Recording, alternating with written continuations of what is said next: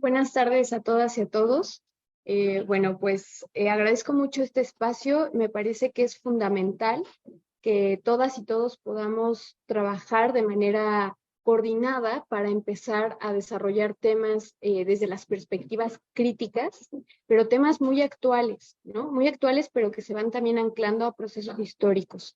Entonces, denominé a esta presentación Políticas Públicas y Acciones Afirmativas en el Estado mexicano, y está estructurada en dos sentidos. Primero, sí analizar nuestro objeto de estudio, que es la política pública, y en particular las acciones afirmativas que buscan todo un marco importante de derechos, de resguardar los derechos, pero por otro lado también pensando en que sea una herramienta de análisis, pensando también en la materia que es investigación y análisis económico, explicar metodológicamente por qué es necesario pensar al Estado, pensar cómo ejecuta el Estado mexicano diferentes políticas públicas desde el poder y también el impacto que éste tiene en la población. En ese sentido, me parece que aglutiné como una especie de manual algunos pasos metodológicos. El primero sería definir los conceptos principales del análisis y su raíz teórica, que ahorita que vayamos avanzando lo vamos a ir aplicando al tema de estudio. El segundo sería comprender los procesos históricos de la conformación del Estado-Nación mexicano. El tercero, entender los elementos teóricos de mi concepto y su relación con la política, con el Estado-Nación, y después problematizar de manera crítica los diferentes horizontes, pensando, no sé, en causas, efectos, beneficios, etc. El cuarto, examinar las causas, consecuencias negativas, positivas, de las políticas públicas y de las acciones afirmativas. Este cuarto eje nos permite plantear horizontes y empezar a observar paradigmas futuros.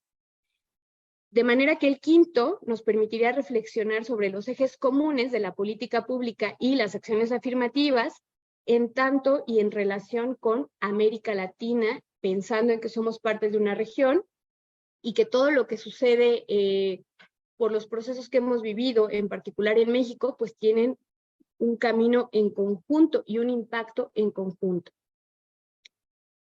En la parte 1, de definir los aspectos teóricos, tenemos que remitirnos a dos escuelas particularmente importantes, la teoría económica y su hija, para el caso de América Latina, que es la CEPAL. ¿Qué pasa o qué serían las políticas públicas? Son soluciones específicas de cómo manejar asuntos políticos y tensiones. Nosotros identificamos que hay problemas, todo el tiempo estamos identificando problemas de qué tipo, bueno, desde el transporte, desde la escuela, desde las relaciones sociales, culturales. Entonces, todos esos problemas que nosotros como población identificamos y que están a nuestro alrededor, son o no de interés de la política cuando puede aparecer un movimiento social o cuando hay una tensión en las estructuras del poder, llámese el poder pensando en que no la población toda forma parte de esa clase de poder. Por ejemplo, si lo concretamos a un caso particular, ¿no? Los denominados en algún momento histórico conservadores y liberales, ahorita fifís, ¿no? O sea, pensando como en esa estructura y quizá planteando ejes que evidentemente a los compañeros y compañeras de licenciatura pues les suenen, ¿no? Bueno, esa sería una parte importante de qué es una política pública desde el marco teórico de la CEPAL. Otras son decisiones del gobierno que siempre van a estar en constante tensión con las oposiciones. Oposiciones puede haber un montón, en el llamado abajo y en el arriba, ¿no? De la política. Y también hay una diferencia entre lo que es la política, que sería desde donde se ejerce el poder, y las políticas públicas, que son las respuestas de solución a los problemas de la población desde diferentes ejes. Aquí, por ejemplo, si ven un poquito la imagen, pues está la educación, está la cultura, ¿no? Está las finanzas, ahí se asoma un poquito también la salud, la alimentación, todo lo que nosotros problematizamos desde la economía está ahí presente y tiene estructuras de política pública. Ahora, las políticas públicas actualmente no las estructura solo el Estado-Nación mexicano, tienen un vínculo con los organismos internacionales y responden también a una agenda internacional que ha cambiado, ¿no? O sea, cuando empezó el problema primero para resolver era el hambre, la pobreza, y ahorita se han ido incorporando, ¿no? Diferentes objetivos. El medio ambiente empieza a ser un tema relevante, más o menos desde los 80s, pero se empieza a meter a la agenda en el 2000. Entonces vamos viendo diferentes problemáticas que suben, o sea, cuando digo suben me refiero a la agenda de todos los países, y entonces empiezan a encaminar todas las estructuras de todos los proyectos de los Estados-Nación a una agenda común, porque obviamente el Estado mexicano pues va firmando acuerdos, y si no responde a esa agenda, pues entonces suceden cosas en lo legal con esos acuerdos. También tenemos que el sector público es el encargado en la estructura del Estado-Nación mexicano de diseñar, gestionar y evaluar a la política pública. Es un caminito muy estructurado dentro de la estructura de la llamada burocracia, y en cada una de las secretarías que México tiene, aquí en México se llaman secretarías, en otros países se llaman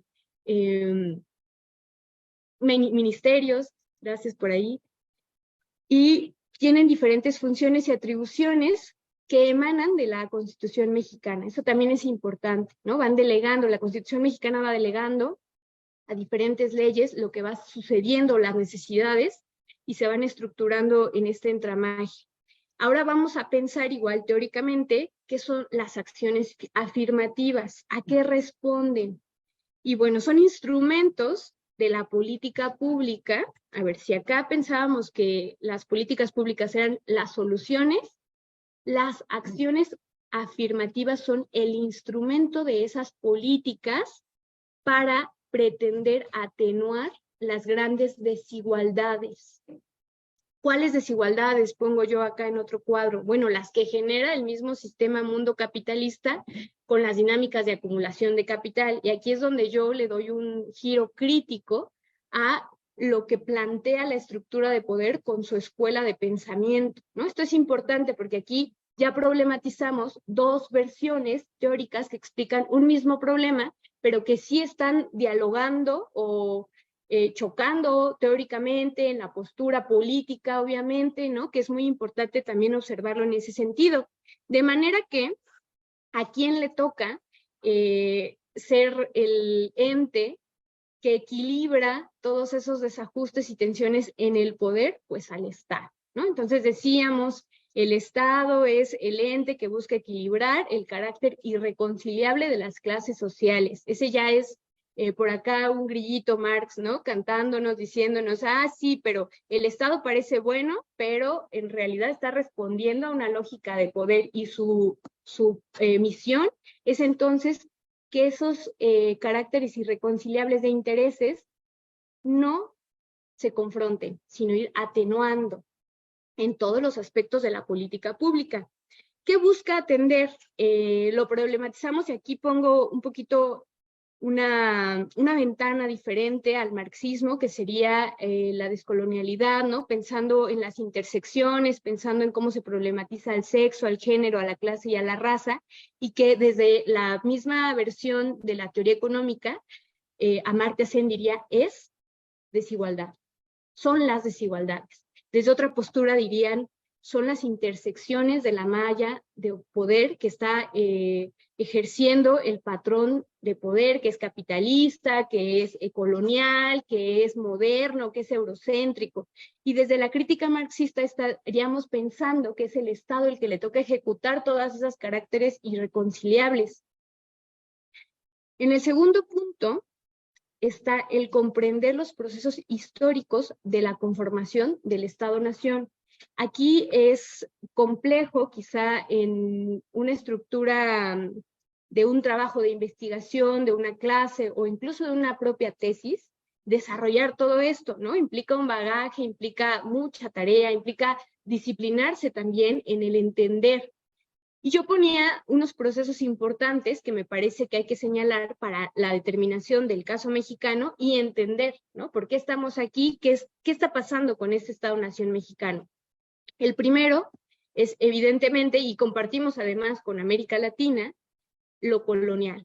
El rasgo colonial que nos deja subordinados en la estructura económica, política, social, cultural, artesanal, a una dinámica mundial de poder. En segundo momento tenemos la interdependencia e instauración de un orden liberal. Durante el proceso de la independencia, pues se da toda una tensión entre las esferas de poder y se resuelve de cierta manera, ¿no? Se resuelve generalmente, y por eso decimos que el Estado es una construcción social, con las constituciones. Hemos tenido varias constituciones y tienen diferentes espíritus según lo que se esté disputando políticamente en ese momento. Tenemos también el proceso de reforma, donde se instaura un Estado liberal. Claro que todo esto que estoy yo diciendo se problematiza, se matiza, ¿no? Para eso justo abrimos los diálogos en las ciencias sociales o en las disciplinas sociales para problematizar lo que aquí se intenta sintetizar. Las leyes de reforma permiten tener una propiedad privada, que son las bases que nosotros podemos observar que necesita el capitalismo para desarrollarse. De manera que después del proceso de reforma empieza toda una estructura de infraestructura económica tendiente a la industrialización, que se interrumpe, por así decirlo, con el proceso de lucha revolucionaria. 3 proyectos por ahí importantes, disputando, debatiendo el poder, culmina, por así decirlo, con la Constitución de 1917, y de ahí empezamos a vivir varios procesos enfocados al mercado interno en México, articulados en la estructura de las instituciones, de un partido político en el poder, y un montón de bagajes bien interesantes, ¿no? Una estructura y una identidad nacional que nos va a permitir instaurar un orden y una estabilidad. Así llegamos en los 80s, grosso modo, a la mundialización del capital y a las firmas de los acuerdos, en particular, bueno, el GATT, que tiene un papel súper importante con la Organización Mundial del Comercio, el Telecán, y ahora la renegociación que es el TEMEC. Esto nos ha generado diferentes dimensiones de dependencia a una estructura económica mundial. Todos los puntitos que pongo yo aquí a manera de esbozo. En el tercer punto, nos tocaría entender cómo estos elementos teóricos y conceptuales tienen una relación política con el Estado-Nación para problematizar de manera crítica nuestros horizontes. ¿Se acuerdan que nuestro horizonte particular eran las acciones afirmativas? Y decíamos, bueno, puede ser provenientes de las intersecciones que provoca la malla de poder, o podrían ser, en mi otra escuela del pensamiento, las desigualdades. Toda mi historia, que esbocé aquí, generó todas esas tensiones particulares que denominamos desigualdades, intersecciones, de manera que entonces el Estado tendría y ha buscado desde su estructura equilibrar desde el sector público esas tensiones que el sistema mismo genera desde la lógica de poder y desde la lógica de la acumulación de capital mundial y nacional, pero que también le toca resguardar los derechos de los sectores de la población más vulnerables. Y también le permitiría consolidar el poder desde el equilibrio, porque contiene estallidos sociales, ¿no? Entonces, de repente tenemos a las compañeras feministas demandando el derecho al voto, organizándose, y ahorita demandando el derecho a la libertad del cuerpo, y entonces tenemos también a los trabajadores asalariados demandando un mejor salario. Bueno, ahorita ya no, pero en algún momento se hizo.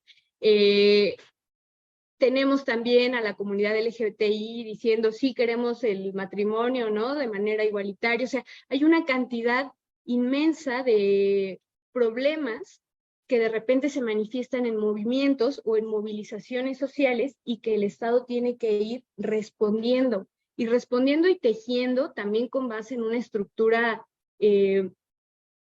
buscando equilibrar esas tensiones en todas las esferas, ¿no? Es muy interesante lo que el Estado va buscando hacer. En el cuarto punto estaría examinar las causas, consecuencias, ya sean negativas o positivas, de las políticas públicas y de las acciones afirmativas. Primero, ya buscando ya reflexionar concretamente, pues el Estado mantiene una relación de poder y va controlando cómo se ejecuta ese poder. El Estado también va decidiendo qué acciones afirmativas se incorpora y cuáles no, según las tensiones y la correlación de fuerza política y económica. Un poquito desde la crítica, o más bien desde la crítica, diríamos, bueno, es que el Estado no resuelve de raíz las problemáticas, siguen estando presentes, pero va generando nichos en donde va negociando más derechos, en donde va negociando posibilidades de organización legal o jurídica. Por ejemplo, el caso del feminicidio, ¿no? Que esté en el Código Penal el feminicidio, pues responde precisamente a toda una organización y a una violencia histórica de un patrón muy particular y que al final el Estado incorpora. No promueven las tensiones y los propósitos propiciando espacios ideologizados. Eso, por ejemplo, lo vemos en una acción afirmativa muy concreta, que es la separación de los vagones en el metro, ¿no? Que es súper tenso de repente y súper ideologizado decir, bueno, pero ¿por qué? Entonces a ella les das más privilegios. No, es que el Estado empieza a empatar todas esas condiciones de violencia que se tienen que atender, y entonces todas las acciones afirmativas no son privilegios, deberían de existir, quizá no tendrían cabida en un estado en donde toda la política pública tuviera armonía, o no estuvieran las estructuras de poder. Entonces ahí podríamos pensar desde el marxismo, bueno, el derecho debería existir, ¿no? Y nos pondríamos a filosofar incluso también la existencia del propio Estado, pero me parece importante y me parece fundamental que los estudiantes actualmente empiecen a problematizar cosas súper vigentes, súper importantes que viven, ¿no? ¿Qué cosas vivimos? Pues me subo al metro y no me deja el policía pasar al vagón de mujeres porque bla, bla, bla, ¿no? Y entonces me enojo y hago un berrinche y digo bla, bla, bla. No, hay que pensar en las estructuras y en la necesidad que tuvo que tener el Estado de ejecutar una política, una acción afirmativa, porque el problema era ya muy insostenible, ¿no? El tema de la violencia, en particular el tema de la violencia. Podríamos pensar en otros, lo puse al final de las láminas, algunos otros. Son necesarios ante las desigualdades, pero generan otros espacios de competitividad y violencia, ¿no? De repente, obviamente, habrá quien diga, bueno, pero nada más por ser mujer, bla, bla, bla. Claro, porque el Estado desde esta perspectiva, está John Rawls, está Amartya Sen, están buscando generar un piso común de horizonte, o sea, que todas y todos podamos competir de manera igual en una recta, es como una carrera, ¿no? Entonces todos nos subimos a la carrera y si alguien está adelante, pues ya tuvo mayor ventaja, llegó primero a la meta. Y entonces eso pasaba cuando los hombres estaban por una estructura que tampoco los hombres de aquí ni los hombres de allá afuera tienen la culpa, pero así estamos inmersos en esa estructura,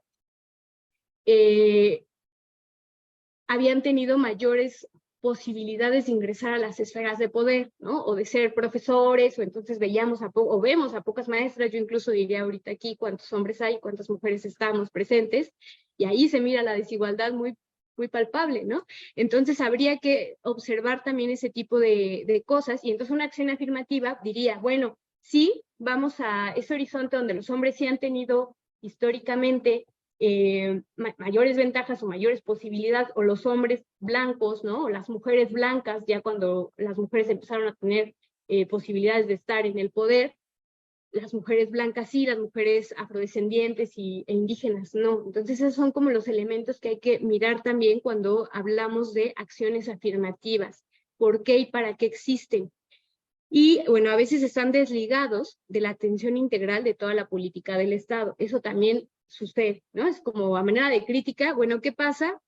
Que se quedan en el aire todas las buenas intenciones del Estado cuando las acciones afirmativas no son integrales con todo lo que está sucediendo en la esfera de la producción, si lo vemos como economistas, o en la esfera de la cultura, si lo vemos como artistas. En el mismo piso teórico, por lo que se crean otros problemas y tensiones en las comunidades o en los barrios o en los pueblos. Entonces, bueno, pues obviamente para eso no se agotan las discusiones en las disciplinas sociales. El punto 5, reflexionar sobre los ejes comunes de las políticas y de las acciones afirmativas de México respecto con América Latina. Y señalábamos, hay una agenda común internacional y regional en donde estamos expuestos, obligados y hemos firmado convenios para colaborar de manera fraterna con otros países y atender las mismas problemáticas. Entonces, las políticas públicas en México tienen una orientación en la agenda internacional. Difícilmente una política pública mexicana va a ser muy innovadora y va a ser nueva. Sí tiene que pasar por una estructura internacional y por toda una discusión también entre los paneles internacionales. Debemos tener presente, si somos críticos, que estas propuestas de acciones afirmativas están ancladas desde la visión del poder. O sea, no están pensando acabar con el capitalismo, no están pensando acabar con muchas otras estructuras de opresión, pero sí ir atenuando esos conflictos, ¿no? Y vivir en un estado capitalista vivible, si eso se podría, ¿no? Hacer posible. Hay discusiones en las comunidades sobre si las políticas públicas solo pueden ser impulsadas desde el Estado o podrían hacer desde las comunidades. Aquí hay una discusión súper así recientita, si la política pública puede existir desde la comunidad, ¿no? Y ahí de repente dicen, bueno, es que en Cherán ellos se autogestionan algunas cosas, pero también hay otro municipio autónomo allá en Bolivia, y entonces también autogestionan el cómo van a resolver los problemas públicos. Porque entonces, y ahí habría que pensar, ¿no? A ver, epistemológicamente, ¿qué resuelve una política pública? Pues sí, las tensiones de la población. Entonces, ¿se puede hacer política pública desde el pueblo y no solo desde la estructura del Estado? Bueno, ese es el debate, ¿no? Abierto. Hay otras posiciones que dirían, bueno, es que esas políticas públicas que ya vienen del Estado, tendríamos que traducirlas para que no lleguen en una estructura general federal y sean compatibles con lo que está pasando en particular en una región, en particular en un municipio, comunidad o barrio, ¿no? Esa también es otra propuesta súper interesante. Las experiencias de pueblos que mantienen autonomía, aunque en diferentes escalas, han realizado otras formas de hacer política pública, y debe hacerse una traducción de la política pública que se organice desde las comunidades. Ejemplos de políticas públicas y acciones afirmativas. Bueno, en el transporte, ¿no? Separar los vagones para tener espacios libres de violencia. En la democracia, tener espacios de paridad en la toma de decisiones. Esta lucha fue súper importante dentro del feminismo, y bueno, hay varias olas, ¿no? Una de ellas se enfocó en justo poder decidir, somos el 51% de la población, y en un estado democrático no podíamos decidir el 50% de la población. O sea, de ese tamaño es como la problemática, ¿no? La economía, en la economía, la esfera del sector público de la economía, la Secretaría de Economía, pues tiene diferentes apoyos financieros enfocados a estimular a mujeres microempresarias. Claro que cada uno de estos ejes se puede problematizar y podemos decir, bueno, esto sí sirve, esto no sirve, esto es mejor, o esto si se hace así podría ser mejor. La educación también, hay becas para personas, por ejemplo, que pertenecen a comunidades indígenas o que hablan una lengua indígena, o que sus papás pertenecen a una lengua indígena, porque justo buscarían ser interseccionales y responder a diferentes necesidades. Una, a preservar el patrimonio cultural. Otra, a preservar las lenguas indígenas, que es parte del patrimonio cultural, y en particular me parece importante pensar en el esfuerzo que hizo Brasil cuando Lula entra al gobierno en incorporar espacios de educación de manera paritaria con comunidades afrodescendientes o indígenas que no existían. O sea, había una serie de exclusión muy social, no que la estructura lo excluyera, sino que socialmente excluían a personas, ¿no? Llegabas a una entrevista de un postdoctorado, de un doctorado o de una licenciatura, y solo por ser afrodescendiente ya no pasabas el filtro, ¿no? Entonces, bueno, eso va pasando, eso pasa también en el empleo y pasa en otros sectores, pero en particular en Brasil el alcance fue muy importante y va generando como espacio de educación, obviamente poder tener un mejor vínculo en un estatuto ya laboral, que obviamente también desde el marxismo diríamos, bueno, pero es que, claro, ¿no? Estoy vendiendo mi fuerza de trabajo. Pues sí, vender la fuerza de trabajo en un estado capital sigue siendo súper necesario. La otra parte sería en lo social, elegir la atención del programa priorizada a mujeres indígenas, madres solteras indígenas, ¿no? O sea, entonces vamos ahí rescatando todas las desigualdades o las intersecciones donde la desigualdad existe. Y la otra sería, bueno, ¿por qué en la Facultad de Economía, en la asignatura de investigación y análisis económico 4, que tiene como objetivo analizar al Estado y al sector público, ¿por qué problematizar todo esto? Bueno, pues porque en la mayoría de ustedes, en algún momento de sus vidas se van a dedicar al sector público, o van a vivir lo que es ser fuerza de trabajo discriminada, o van a estar en algún punto de la intersección, y entonces tendríamos que aprender a problematizar, y si ustedes en algún momento van a ser quienes creen la política pública, tendrían que tener presente toda esta instrumentación y además, claro, ¿no? Desde una perspectiva crítica, saber qué sí estoy haciendo y qué no estoy haciendo y quizá recordar para qué lo voy a hacer. Problematizar, identificar las diferencias teóricas, métodos de enfoque críticos, los críticos y los marxistas, o los institucionales. Entablar diálogos desde el compromiso social que debe tener el estudiantado de la UNAM, de una escuela pública, no otras, la UNAM, ¿no? La UNAM como una institución pública, gratuita, que tiene objetivos y compromisos diferentes a otras instituciones de educación. Y bueno, en particular en INAE 4 se analiza el sector público, pero esto debe alcanzar una investigación más allá de lo instrumental, o sea, enlazar lo cuantitativo con lo cualitativo, porque en lo cualitativo a veces está lo más complicado, ¿no? El hecho de poder teorizar o saber cómo interpreto aquel dato que tuve en la investigación, entonces habría que observar y empezar a analizar estos datos de esta manera. Y bueno, las y los estudiantes deben prepararse con el pensamiento crítico y la diversidad teórica, no una escuela o solo otra, sino toda la diversidad para que ustedes puedan pensar en un proyecto de vida con todo el eje y el bagaje de lo que se está haciendo de manera más importante en México. Primeramente, una muy buena presentación. Gracias por compartir todo este conocimiento. Es solamente ir haciendo algunas acotaciones de lo comentado.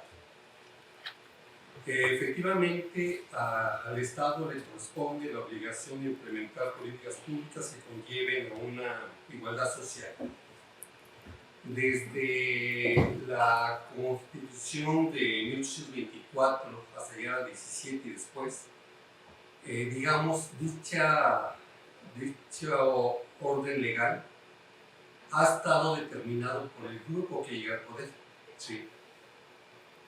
De alguna forma y durante bastante tiempo antes y hoy, prácticamente las políticas públicas efectivamente han sido, digamos, determinadas por ese grupo en el poder y por la intervención de otros grupos, más que nada, y efectivamente muchas organizaciones sociales, pero también muchas organizaciones empresariales.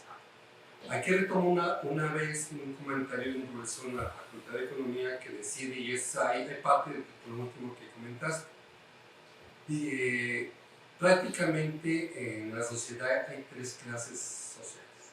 Uno, son los ciudadanos que votan y deciden a sus gobernantes mediante el voto. Dos, son los tecnócratas que finalmente hacen lo que dicen los políticos. Y aquí el comentario es para los jóvenes, es que prácticamente, si bien es cierto, es importante, digamos, formarse en el ámbito técnico, por lo que sí es cierto que lo que deciden acá son los políticos, no los técnicos. Entonces, la pregunta sería, digamos, ¿qué valoración tienes o qué resultados para ti han dado esas políticas que van encaminadas a esta igualdad, en el escenario de que tenemos, desafortunadamente, más del 50% de la población en pobreza extrema, cerca del 10%, pobreza, cerca del 10% de pobreza extrema, y esto lo comparo porque Brasil, digamos, ha podido reducir su pobreza y llegar hasta el 19%. ¿Qué políticas ha podido hacer el gobierno mexicano cuando realmente siempre se ha encontrado con la limitante del gasto público? En donde, digamos, mientras países altamente industrializados como Alemania, 30% lo dedica al gasto social, aquí ni siquiera nosotros los mexicanos podemos llegar a un 15% para poder captar impuestos, entonces mucho menos sería. En este sentido de las políticas afirmativas que ciertamente buscan ese reconocimiento de los derechos, de los derechos humanos, en un ambiente donde los conflictos, digamos así, se van dando, y que esos conflictos, y es la esencia del sistema democrático, donde la democracia permite precisamente tratar de atenuar los problemas sin violencia, pero todavía, y aquí el comentario final sería, en este escenario, ¿podrías valorar el éxito de esas políticas y también qué haría falta precisamente para poder llegar a una justicia social mucho más clara que permita, digamos, que permita un reconocimiento y desarrollo de todos los habitantes de esta sociedad, de este país? Gracias. Bueno, pues es una pregunta bastante importante y ambiciosa.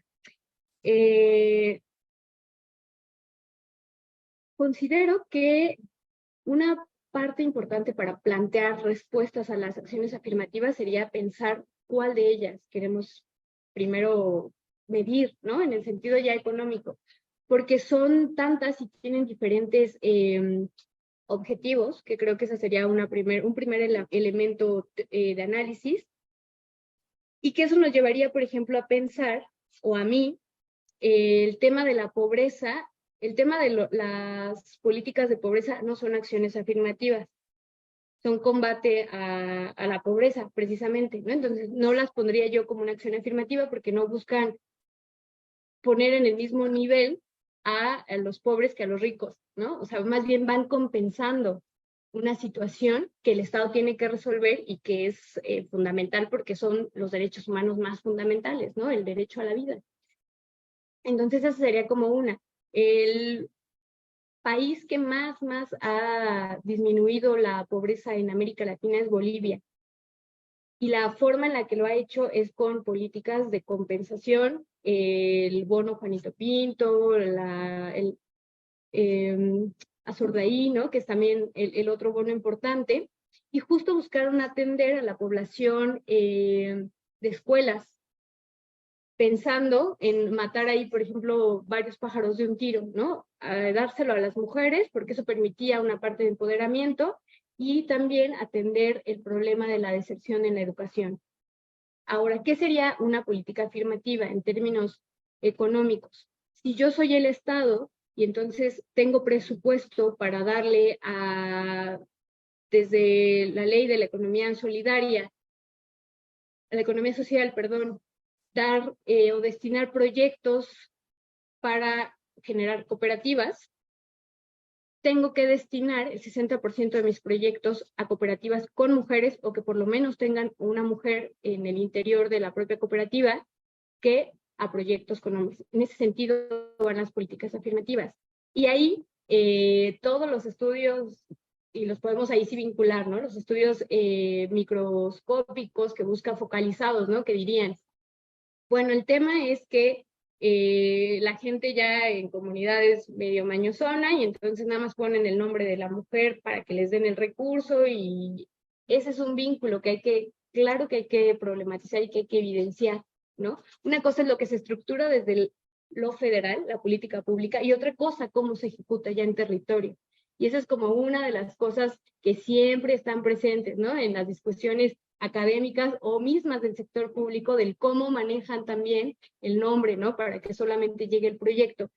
Y eso me lleva a responder que lo que yo he observado en lugares donde van gestionando o traduciendo las políticas públicas federales es precisamente desde una base social muy local y muy comunitaria.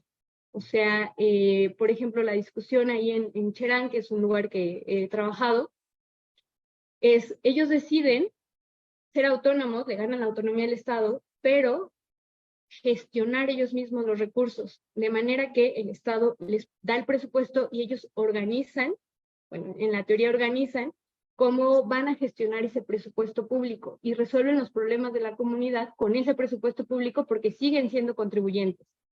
Entonces ahí es un ciclo diferente. Claro que obviamente hay también tensiones, conflictos que se tienen que ir resolviendo, pero a mí me parece que una forma es, ¿no? O sea, desde la traducción de la política pública federal a la necesidad local. Y que eso, bueno, pues va a generar además de un mayor vínculo social, reorganización del tejido, ¿no? La identidad, el tema también del territorio es súper importante, cuidado del medio ambiente, ¿no? Y vamos a ir tejiendo otros vínculos importantes para solucionar los problemas que va dejando, ¿no? El capitalismo a su paso. Brasil lo logra porque era un sector, incorporar a las clases marginadas era un tema que no habían resuelto, ¿no? En toda la estructura del mercado interno. O sea, logran un proceso de industrialización más acabado que en todos los países de América Latina, pero siguen siendo totalmente excluyentes. Y entonces eso, en términos de el pacto social, pues claro que dice algo de un Estado diferente, ¿no? Ir incorporando personas que históricamente habían sido excluidas.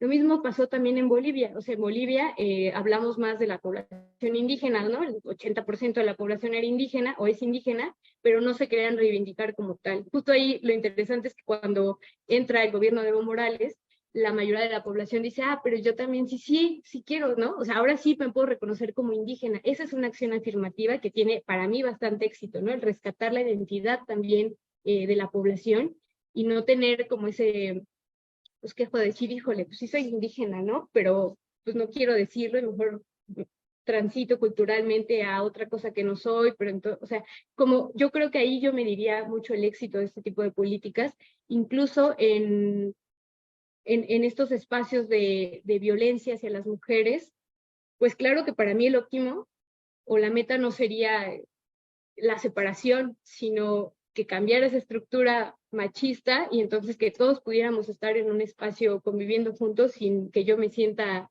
acosada, violada, tocada, etcétera, ¿no? Entonces creo que es así como vamos tejiendo, ¿no? Los diferentes ámbitos en los que las acciones afirmativas tienen o no tienen eficacia. Si yo llevo una falda y me subo y voy a usar el metro, yo prefiero usar el vagón de mujeres porque me siento libre de acoso. Y eso para mí ya es un éxito, ¿no? Micro éxito en la política de acción afirmativa. Pasarían otras cosas si empezáramos a hilarlo con otro tipo de conciencia, ¿no? La educación, la cultura, pero es un camino largo todavía por recorrer.